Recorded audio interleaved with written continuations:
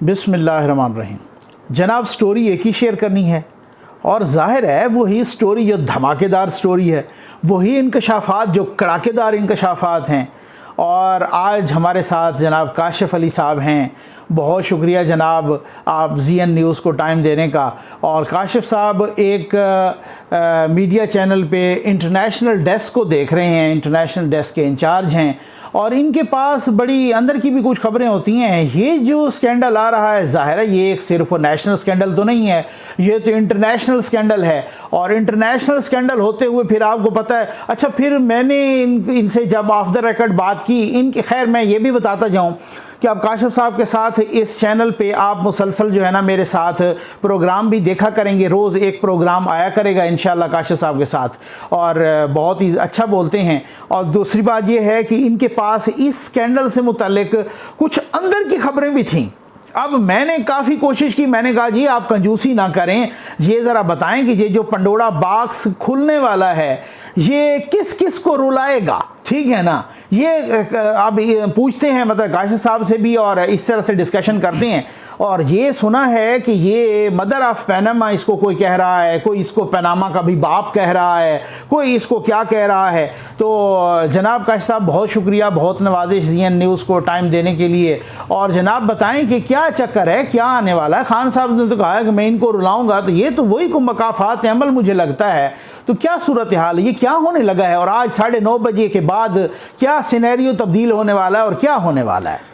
जी ज़फ़र नकवी साहब बहुत शुक्रिया, आपने मौका दिया। और वाक़ई एक बहुत बड़ी डेवलपमेंट होने जा रही है और एक बहुत बड़ा पंडोरा बॉक्स खुलने वाला है। और मैं कहूँगा कि बहुत से लोगों का जो है वो रोने का वक्त जो हुआ चाहता है। और अगले चंद जो घंटे हैं 9:30 बजे आज रात, बहुत से लोग जो है वो सोचने पर मजबूर होंगे, बहुत से लोग रोने पर मजबूर होंगे। अच्छा। बहुत से लोग जो है वो अपने माजी की जो उन्होंने इक़दामात किए थे, मुमकिन तौर पर वो उस पर उनके पछताने का भी वक्त जो है वो शायद हुआ चाहता है।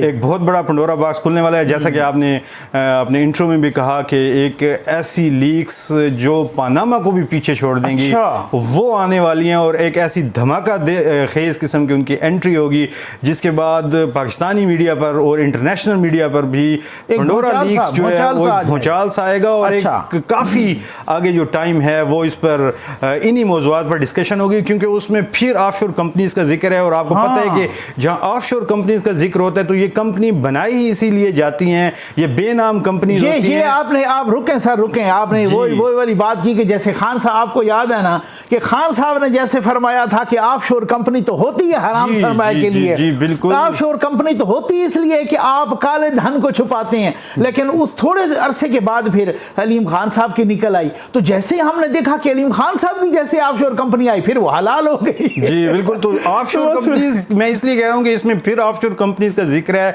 और 1,19,00,000 डॉक्यूमेंट्स जो हैं वो लीक डॉक्यूमेंट्स हैं। 600 इंटरनेशनल सहाफियों और 2 साल लगे, 2 साल उस पर लगाए हैं। 600 सहाफी हैं और धमाका खेज किस्म की एंट्रीज हैं और भूचाल आने वाला है। और उसमें पाकिस्तान के हवाले से अहम यह है कि उसमें पाकिस्तान की कुछ ऐसी अहम शख्सियात का और ऐसे अहम मुमकिन तौर पर कुछ इदारों का और अहम शख्सियात के नाम है कि जिससे मुमकिन तौर पे कुछ इदारों के कुछ इदारों के किरदारों का भी। और जैसा कि कल आपने देखा कि बहुत से लोगों ने कहा कि ऐसी शॉक प्रूफ बिल्डिंग्स और ऐसी बम प्रूफ बिल्डिंग और ऐसी ज़ल्ज़ला प्रूफ बिल्डिंग जो है उनमें भी दरारें पड़ने का जो है वो इम्कान है और बड़ा भूचाल आने वाला है। तो ये जो 600 सहाफियों ने 2 साल की मेहनत के बाद ये लीक्स सामने लाई हैं, उसमें फिर उसी तरह जो सरमायादार लोग हैं और बड़े बड़े लोग हैं उनके सरमाया को छुपाने की कहानियां हैं। उन्होंने किस तरह से कंपनियां बनाई और किस तरह से अपने काले धन को जो है वो सफेद करके उन्होंने अपने एसेट्स बनाए। बताए ना,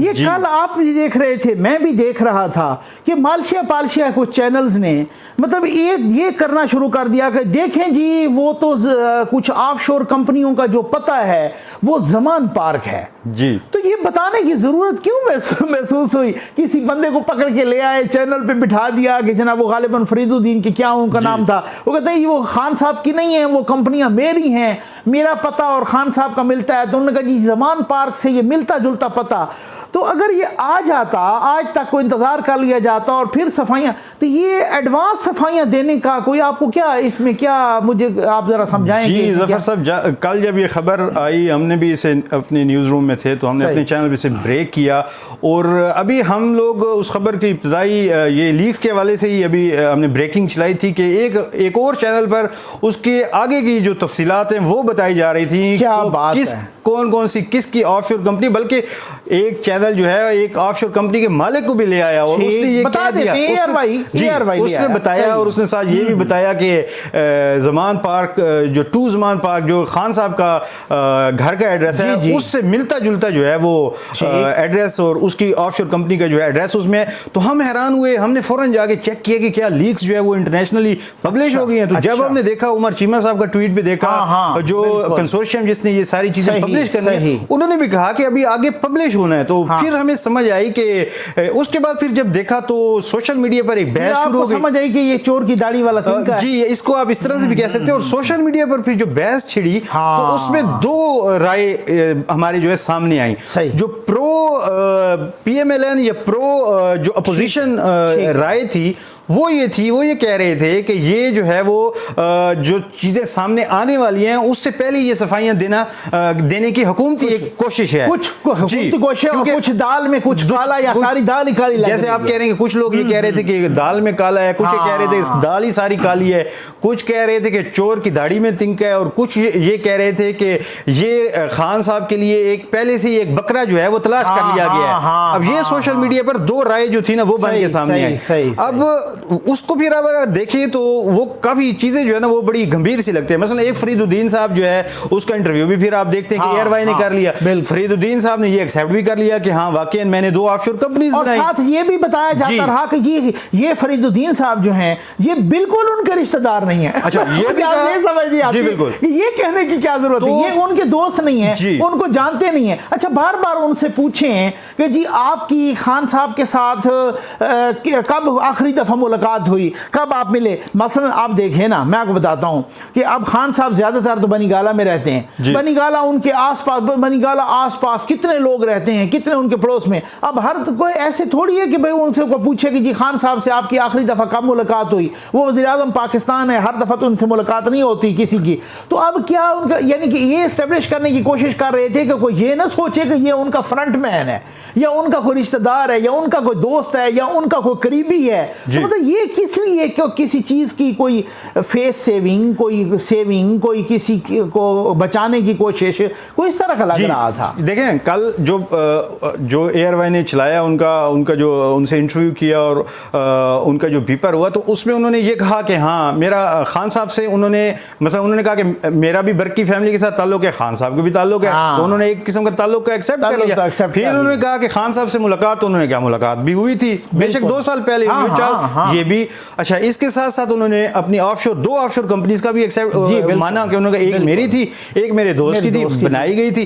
तो अब जो एंटी पीटीआई जो नैरेटिव है उन लोगों का ये सोशल मीडिया पर कहना है कि ये पहले से ही एक नैरेटिव बिल्ड किया जा रहा है। खान साहब एक और उनकी पार्टी जो है वो पहले से ही तैयारी करके बैठे हुए हैं, जैसे ही उनका नाम आएगा ज़मान पार्ट 2 के वाले से तो ये कह दिया जाएगा कि ये उनका नहीं है, एक कुर्बानी का बकरा पहले से तैयार है, वो इसे एक्सेप्ट करेगा। अब ये जो एंटी पीटीआई है, जो प्रो पीटीआई है, उनका ये कहना है कि पीटीआई का, हाँ सही बात है, उनका भी मौक़िफ़ आपके सामने पेश करते जाए। उनका ये कहना है कि ये इस ज़मान पार्ट 2 का जो है वो खान साहब के साथ जो ऑफशोर कंपनी है उसका कोई ताल्लुक नहीं है और ये एक मिलता जुलता जो है एड्रेस है। अब ये भी देखना पड़ेगा कि ज़मान पार्ट 2 में ये जो मिलता जुलता एड्रेस है ये कब आया है, ठीक है, इस पे तहकीक की जरूरत है। ये इससे पता चल जाएगा कि क्या एक एरिया के अंदर 2 कॉमन एड्रेसेस हो सकते हैं, हो नहीं सकते, आमतौर पे नहीं हो सकते। मेरे घर का नंबर भी 4C हो और आपके घर का नंबर भी 4C हो, अब वो ये कैसे हो सकता है कि ना स्ट्रीट डिफरेंट ना कुछ,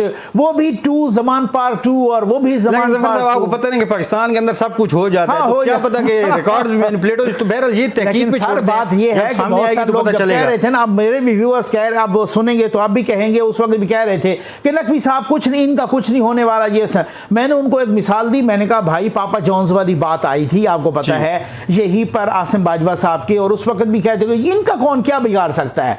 वही हुआ, उनको एक्सप्लेनेशन देना पड़ा, याद है आपको, ठीक हो गया ना। इतना बैकलैश आया, इतना एक भूचाल मचा इस पे सोशल मीडिया पे, उनको एक्सप्लेनेशन देना पड़ी। तो वो जो मेन स्ट्रीम मीडिया जो दबक के बैठा था, जो पहले कुछ नहीं कर पा रहा था, उसकी एक्सप्लेनेशन को चलाया। अब लोगों ने पूछना शुरू कर दिया हुआ क्या हुआ, जो पता नहीं था। अब उनको पता कि भाई यार यहाँ पर अरबों रुपए के पिज्जा, पापा जॉन्स के पिज्जा निकले हैं, और ये असल में मामला ये है। तो सर बात ये है कि ऐसे कभी हाथों से चीजें निकल जाती होती हैं, कभी इस तरह से होता है। अच्छा सर, एक और बात मैंने आपसे ये भी पूछनी थी काशिफ साहब, वो मुझे ये बताएं कि ये जो आपको पता है ना कि अरशद शरीफ साहब को इंटरव्यू दिया था खान साहब ने, और उन्होंने कहा था कि मैं तो बाहर इसको गलियों में और यहाँ पर मैदानों में और यहाँ पर रायबंद में लेके जाना चाहता था, और अचानक मुझे जस्टिस साहब का मैसेज आया। तो अरशद शरीफ साहब ने कहा कि कौन से जस्टिस साहब, रिटायर्ड? उन्होंने कहा रिटायर्ड नहीं, सर्विंग जस्टिस खोसा साहब का मुझे मैसेज आया कि आप इसे सुप्रीम कोर्ट में ले आएँ। तो क्या इस दफ़ा भी कोई ऐसा अगर आता है तो कोई ऐसे मैसेजेस या कोई प्रेशर तो पड़ेगा ना डेफिनेटली इदारों पर ना? देखिए, जब 3 अप्रैल 2016 को 2016 में जब पनामा लीक सामने आई थी, और उसके बाद फिर एक सुमोटो एक्शन लिया गया, और सुप्रीम कोर्ट ने जो है उसके बाद एक GIT बनाई थी, और फिर उस GIT ने जो है वो जी उसके बाद वो GIT ने अपनी रिपोर्ट दी, और उसकी बेस पर जो है वो उस वक्त के प्राइम मिनिस्टर को जो नवाज शरीफ साहब थे उनको नाअहल करार दिया गया। फिर रेफरेंसेस बने, नैब में गए, वो एक लंबी कहानी।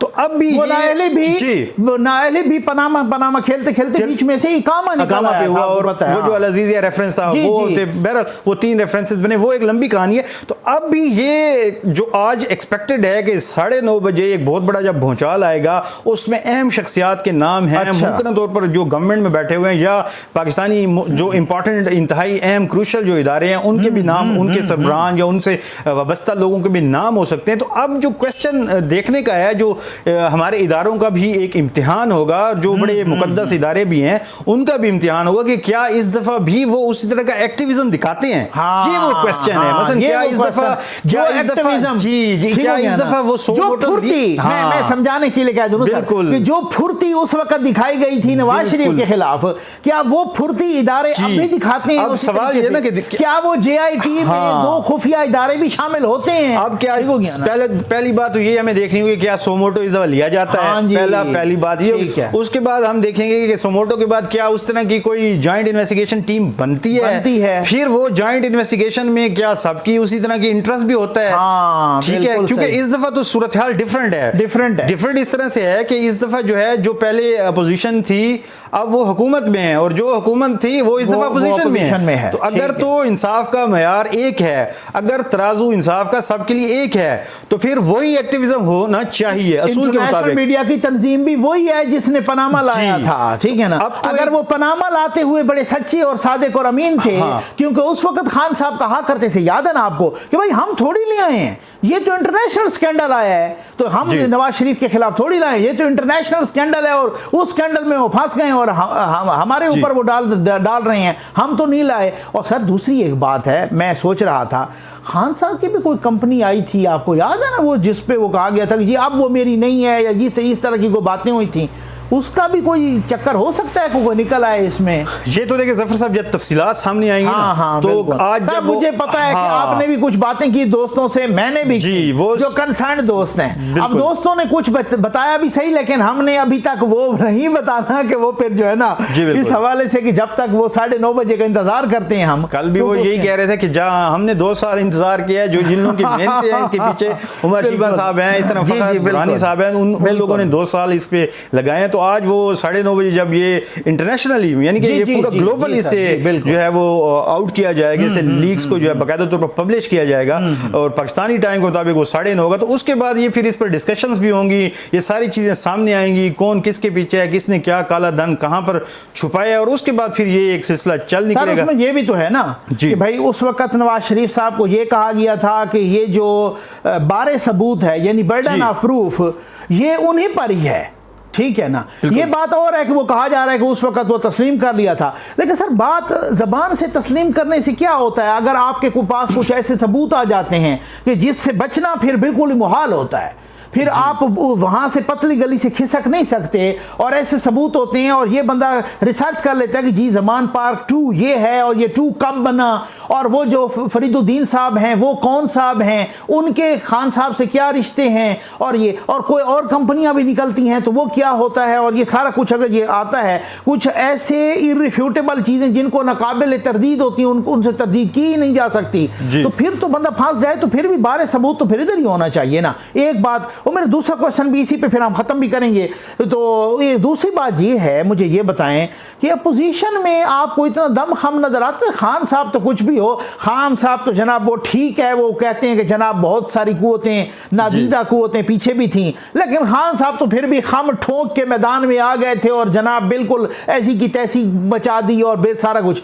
ये अपोजिशन में आपको नजर आता है कि इस तरीके से जो है ना, मतलब वो कोई अपोजिशन वो करेगी, या ये वह नहीं बस अपोजिशन की, जफर साहब अपोजिशन की जहां तक आप बात करते हैं तो अपोजिशन को एक बड़ी जबरदस्त किस्म की जो है ना वो फुल टॉस मिल गई है। अब अगर इस पर वो छक्का लगाएं उनकी मर्जी, और अगर इस पर वो बोल्ड होना चाहें तो उनकी मर्जी। देखिए, अगर तो वो इस पर सही हकीकी अपोजिशन करते हैं, और जिन लोगों के भी जितने भी ताकतवर लोग हैं जी, जो आवाम की उमंगों के मुताबिक, और इस पर वो टफ टाइम देते हैं गवर्नमेंट को। गवर्नमेंट के साथ साथ अपोजिशन का दूसरा इम्तिहान ये भी होगा कि अगर कुछ मुकद्दस इदारों के या मजबूत इदारों के या उन इदारों के कुछ किरदारों के नाम निकल आते हैं, तो वहां पर फिर अपोजिशन का भी इम्तिहान होगा। अगर अपोजिशन ने रियल अपोजिशन की, तो उनके लिए अगला इलेक्शन जो होगा वो बहुत आसान हो जाएगा, बहुत आसान हो जाएगा। और अगर उन्होंने आप ये कह रहे हैं कि ये सारा सिनेरियो जो है, ये सब कुछ, ये जो पंडोरा बॉक्स खुल रहा है, ये अगले इलेक्शन पे भी असरअंदाज होगा, और वो अपोजिशन के हाथ में होगा। जफर साहब 2 साल रह गए इस हुकूमत के, और 1 साल बाद तो फिर वो वैसे ही आप इलेक्शन ईयर में चले जाते हैं। अब इन 2 सालों में आप देखेंगे कि जो इन 2 सालों में वाकयात होंगे उनका आपके अगले इलेक्शन पर असर पड़ेगा। तो अगर अपोजिशन ने टफ अपोजिशन की, रियल अपोजिशन की, और इश्यूज पर बात करके हुकूमत को भी या जो भी इस चीज के मुर्तकिब हुए उनके लिए टफ टाइम दिया, तो उनके लिए अगला टाइम आसान होगा।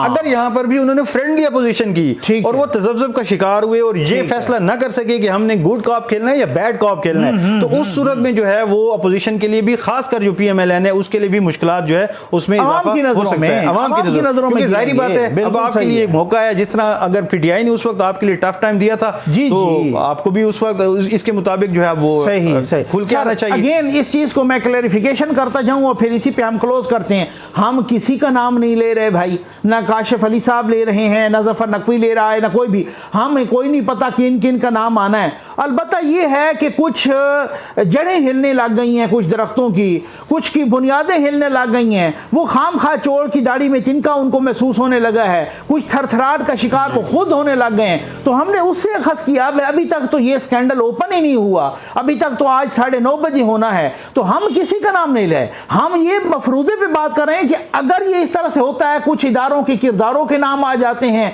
या अगर खान साहब या खान साहब के कोई फ्रंटमैन या खान साहब के कोई लगते या खान साहब के कोई करीबी या कोई रिश्तेदार, या मुझे याद आ रहा है कि अलीमा बाजी साहबा, क्या कहीं ये ना हो कि कहीं कोई उन्होंने जो सिलाई मशीन से अरबों कमाए, कहीं वो भी कोई कंपनी शंपनी निकल आए, तो भाई वो देखना पड़ेगा कि वो क्या निकलता है। हम किसी पे कोई इल्ज़ाम या कोई इस तरह का स्वीपिंग स्टेटमेंट नहीं दे रहे। तो सर बहुत नवाजिश, जज़ाकल्लाह, अल्लाह ताला आपको खुश रखे, और इंशाल्लाह ये हमारा सिलसिला जारी रहेगा। तो जनाब आप सिलसिले के बारे में फीडबैक ज़रूर दीजिएगा। आपका बहुत बहुत शुक्रिया। उम्मीद है आपको वीडियो पसंद आई होगी। बहुत नवाजिश।